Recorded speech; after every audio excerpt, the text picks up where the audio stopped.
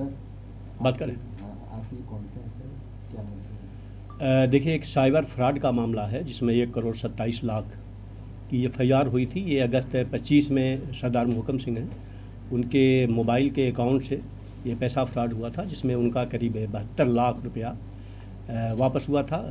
खाते के अकाउंट को फ्रीज करा दिया गया था और करीब 54 लाख का जो सोना खरीदा गया था MMTC कंपनी के द्वारा, वो हम लोगों ने फिर रिटर्न करवाया पैसे को। तो पैसा तो उनका पूरा रिटर्न हो गया, लेकिन ये जो फ्रॉड हुआ था ये बड़ा गंभीर है।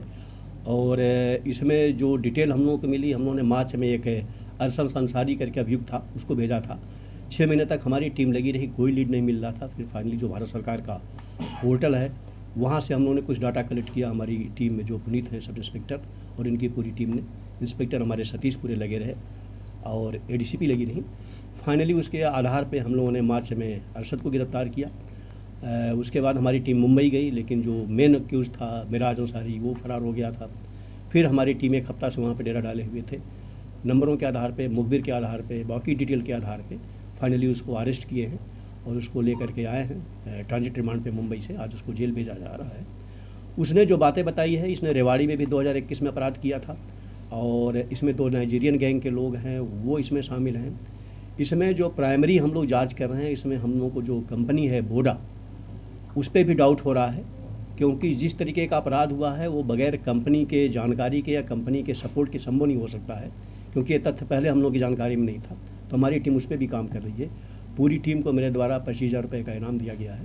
ये बहुत ही एक तरीके से डिटेक्टिव क्राइम था और जिसको टीम ने वर्कआउट किया। पुलिस कमिश्नर साहब ने फर्स्ट डे से ही इसको वर्कआउट करने के लिए लगाया था और जो वादी मुकदमा है वो CP सर से भी मिलते रहे, हम लोग से भी मिलते रहे।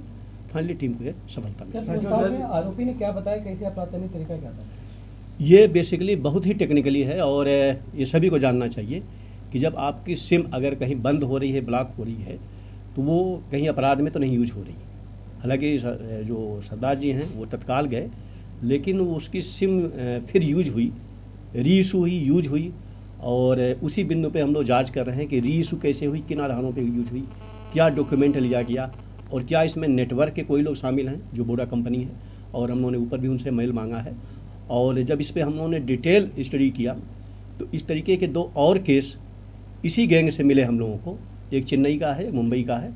तो वहाँ पे हालांकि मुकदमा लिखा गया, उसका इससे कोई डायरेक्ट नहीं है, लेकिन जहाँ पे लिखा गया हमारी टीम उनको इन्फॉर्म कर रही है कि वो भी इसमें रिमांड लें और अपने केस को वर्कआउट करें। सर, जो ये फर्जी दस्तावेज बनाते थे KYC करने के लिए बैंक में खाते जो खुलवाते थे और सर जो ये सेम स्वैप करते थे, इसमें और भी लोग की मिली भगत और सर ये लोग मैंने कहा ना कि जो कंपनी है उसको इस बात को देखना चाहिए, क्योंकि अगर हम एक नॉर्मल आदमी जाते हैं तो हमारा अंगूठा भी लिया जाता है, ID ली जाती है, आधार ली जाता है।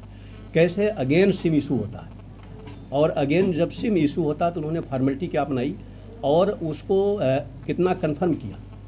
तो ये जाहिर सी बात है कि हम उनसे डाटा लेंगे और अगर हमको संतुष्टिजनक नहीं मिलेगा तो हम फिर उनको मुलजिम भी बनाएंगे, जेल भी भेजेंगे। सर, जो 2 विदेशी नागरिक है नाइजीरिया से, उन्होंने बताया उनका इसमें क्या रोल है? नहीं, वो लोग बेसिकली जो इनका जो डाटा है ईमेल से, जैसे तमाम बड़े बड़े जो कंपनी कारोबारी हैं वो अपना बहुत सा कारोबार तो ईमेल के थ्रू करते हैं। तो ईमेल को हैंग करते हैं, ईमेल से डाटा लेते हैं, फिर डाटा के आधार पे फिर वो स्टडी करते हैं कि किस सिम से या किस मोबाइल नंबर से कारोबार चल रहा है और उसी आधार पे फिर उसको सिम को वो शिप करते हैं और अगेन इशू कराते हैं। फिर उसके आधार पे उनके बैंक के अकाउंट को साफ करते हैं। तो विदेशी नागरिक तो नाइजीरिया ही आपने बताया नहीं, वो डाटा देते हैं ना, वो बेसिकली वो डाटा आपको पता होना चाहिए कि जो साउथ अफ्रीका है, नाइजीरिया विशेष करके, वहाँ पे आज से 10 साल पहले भी और अभी भी ईमेल को हैक करने का, ईमेल से फ्रॉड करने का एक बड़ा गैंग है वहाँ पे।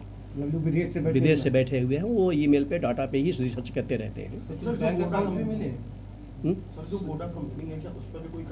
हमने डाटा मांगा है, क्योंकि प्राइमरी जो लग रहा है कहीं ना कहीं डाउट है और उस डाउट को अगर नहीं क्लियर करेंगे तो बिल्कुल कार्रवाई करेंगे।